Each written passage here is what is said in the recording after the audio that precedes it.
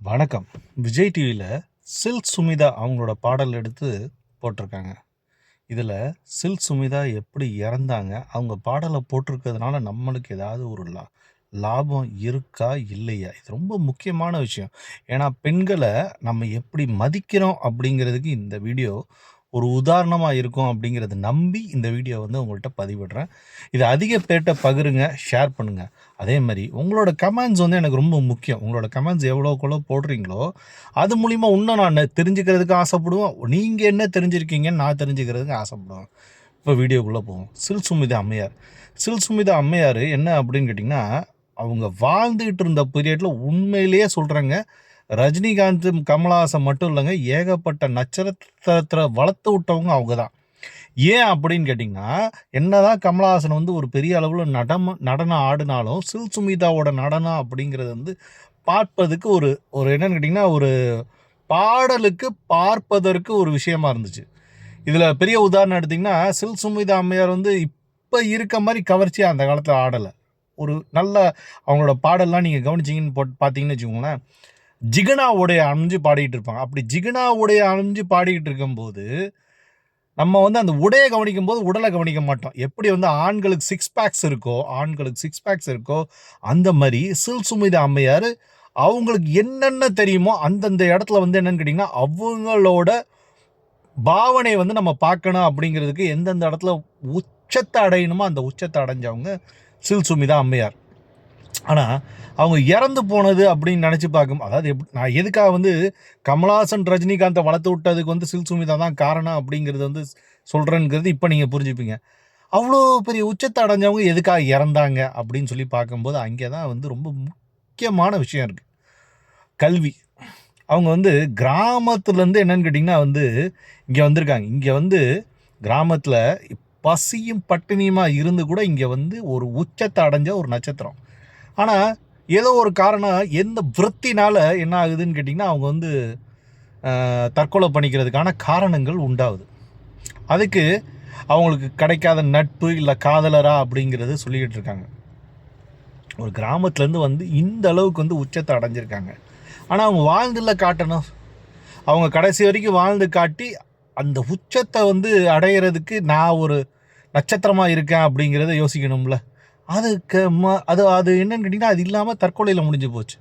இதுக்கு என்னோட தனிப்பட்ட கருத்து என்னன்னு கேட்டிங்கன்னா, அவங்கள்ட்ட வந்துக்கிட்டு இருக்க பணத்தை வச்சு என்ன பண்ணியிருக்கணும்னு கேட்டிங்கன்னா, தனியாக வேறு இடத்துல வியாபாரத்தை ஆரம்பிச்சிருக்கணும். வியாபாரத்தை ஆரம்பிக்கும் போது என்ன ஆகுன்னா, இந்த இண்டஸ்ட்ரியிலனால அடுத்த இண்டஸ்ட்ரியில் அவங்களுக்குன்னு ஒரு கூட்டாளி, ஒரு நட்பு, ஒரு வியாபாரம், இவங்க சினிமாவை மட்டும் வளர்த்து விட்டாவது இல்லாமல் மற்ற துறையும் வளர்த்து விட்டுருக்காங்க அப்படிங்கிறது ஒரு சாத்தியக்கூறாக இருக்கும். இதை ஏன்டா நீ அவங்களோட இதை சொல்லிக்கிட்டு இருக்க அப்படின்னு சொன்னால், இன்றைக்கி தேதியில் பார்த்தோம்னா கூட ஏகப்பட்ட திரை நட்சத்திரங்கள், சின்ன திரை நட்சத்திரங்கள் இவங்களாம் என்னென்னு கேட்டிங்கன்னா, காசு பெரிய பெரிய ஆடி கார் வாங்குகிறாங்க, BMW கார் வாங்குகிறாங்க, கடனில் வாங்குகிறாங்க. கடைசியில் காசு இல்லைன்னா என்ன ஆகுது? தற்கொலைக்கு போயிடுறாங்க. இது போகாமல் இருக்கிறதுக்காக வர காசை சிறுசாக சேமிக்கிறதுக்கு என்ன வழி அப்படிங்கிறத யோசித்து அதில் இன்வெஸ்ட்மெண்ட்ஸ் எல்லாம் கிட்டத்தட்ட 70% ஆரம்பத்துலேருந்து போட்டிருந்தாங்க அப்படின்னா, அவங்க காலத்துக்கு அது உதவி இருக்கும். அது மூலிமா நட்பு கிடச்சிருக்கும். அந்த நட்பு மூலிமா அவங்க காலத்துக்கு வாழ்ந்துருப்பாங்க. இது அனைத்து சிறு குறு நடிகர்கள் பண்ணணும் அப்படி. ஏன்னா நீங்கள் என்ன எடுத்தோன்னு 275 கோடி வாங்க போகிறதுலாம் ஒன்றும் கிடையாது. சில பேருக்குலாம் 1000 ரூபாயோட கம்மியாக சம்பாதிக்கிற நடிப்புலாம் கிடைச்சிட்டு இருக்கும். அந்த மாதிரி இருக்கவங்க இந்த மாதிரி நடிப்பை ஒரு பார்ட் டைம் வச்சுட்டு வேறு ஒரு துறையில் உழைச்சிக்கிட்டு இருக்கணும். நம்மளுக்கு இங்கே பாருங்கள், நான் இது யூடியூப் ஆரம்பிக்கும் போது நல்லா கருன்னு முடிய வச்சுக்கிட்டு என்னென்னு கேட்டிங்கன்னா அவ்வளோ சூப்பராக இருந்துச்சு. இப்போ பாருங்கள் எப்படி இருக்குன்ட்டு. இப்போ அதனால என்ன ஆகுது, வயசாகிட்டு இருக்குனால நம்ம நொடிச்சு போயிட்டோம் இதாகிட்டோன்னு கிடையாது. ஒரு இன்வெஸ்ட்மெண்ட்டை எந்தெந்த இதில் போடணும் அப்படின்னு கற்றுக்கிறதுக்கு ரொம்ப முக்கியமான விஷயம் கல்வி. இந்த கல்வியை எப்படி எடுக்கணும் அப்படிங்கிறது கேட்டிங்கன்னா, இப்போ இருக்க சமூக வலைத்தளத்தில் போயிட்டு எந்தெந்த தொழிலுக்கு எவ்வளோ ரிட்டர்ன்ஸ் வருது அப்படிங்கிறது தெரியணும். அதாவது எந்தெந்த தொழிலுக்கு எந்தெந்த ரிட்டர்ன்ஸ் வருது, இந்த தொழிலுக்கு நம்ம நண்பர்கள் கிடைப்பாங்களா, நம்ம சொந்தக்காரங்கள் இருப்பாங்களா அப்படிங்கிற அந்த ஆடிட்டிங்கை போடணும் கல்விக்கு.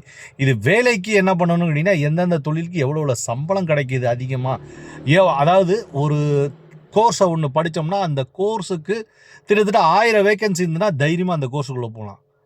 1000 பேர் படித்து ஒரு வேக்கன்சி தான் இருக்குன்னா அந்த கோர்ஸை படிக்கிறதுக்கு யோசிக்கணும். அதில் வந்து இப்போ தமிழகத்தில் இருக்க இந்த அரசியல் சுச்சுவேஷன் இருக்குது பாருங்கள், லஞ்சம் கொடுத்து போகிறதா இல்லை எந்த கட்சிக்கு லஞ்சம் கொடுத்து போகிறதா அப்படிங்கிறது வந்து யோசிக்க வேண்டிய கட்டாயத்தில் 1000 பேர் படித்தா ஒரு வேக்கன்சி தான் இருக்குது அப்படிங்கிற கோர்ஸுக்கு யோசிக்கணும். ஒரு ஆள் 2 ஆள் படிச்சுட்டு 1000 வேக்கன்சி இருக்குது, இதுக்கு வந்து சம்பளம் அதிகமாக இருக்கா அப்படிங்கிறது கூகுளில் கூட சர்ச் பண்ணலாம், ஏஐலையும் சர்ச் பண்ணலாம், சர்ச் பண்ணலாம். இந்த மாதிரி தான் வந்து ஒரு கல்வியை எடுத்து வேலை பார்க்குறவங்க போகணும். சரி, இது எதுக்கூட அந்த சில்க் சுமிதாவோட கம்பேர் பண்ணி பேசிக்கிட்டு இருக்க அப்படின்னு சொன்னால் இதில் ஏகப்பட்ட விஷயங்கள் இருக்குது. இன்னும் ஆழமாக யோசிச்சிங்கன்னா தெரிஞ்சிருக்கும்.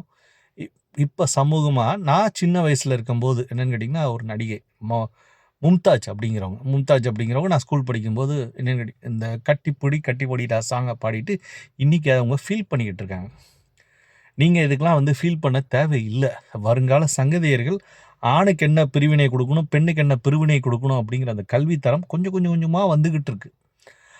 அது வர வர வர நீங்கள் இன்னும் நாட்கள் நவரும் உங்களோட இல்லற வாழ்க்கையை சந்தோஷமாக நவுத்துங்க. இதுக்கு வந்து என்னென்னு கேட்டிங்கன்னா, இந்த சில்க் சுமிதாவோட பாடலை இங்கே எடுத்து இதில் வெளியாக்கி இதுக்கு முதல்ல நன்றி சொல்ல வேண்டியது யாருன்னு கேட்டிங்கன்னா, ராகவா லாரன்ஸ்.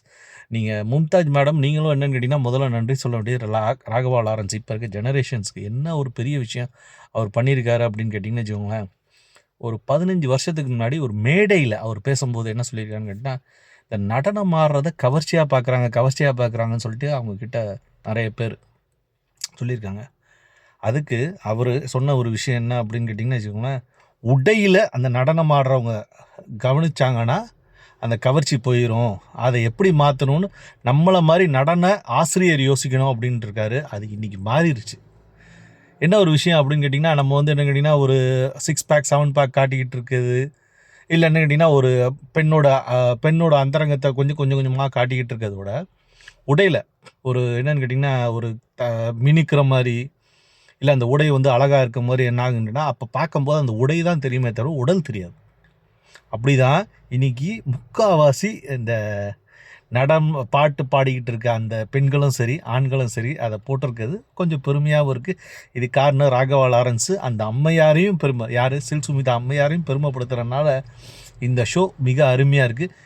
இதை தாண்டி இன்னும் என்னென்னு கேட்டிங்கன்னா, இந்த மாதிரி அறிவியல் பூர்வமாக சில விஷயங்களை வெளியாக்கணும் நிறையா சேனல்ஸ். ஏன்னா நீங்கள் வந்து என்னென்னு கேட்டிங்கன்னா உங்களுக்கு சம்பாதிக்கிறதுக்காக தான் வெளியாக்குறீங்க, அதில் எந்த வித தப்பும் கிடையாது.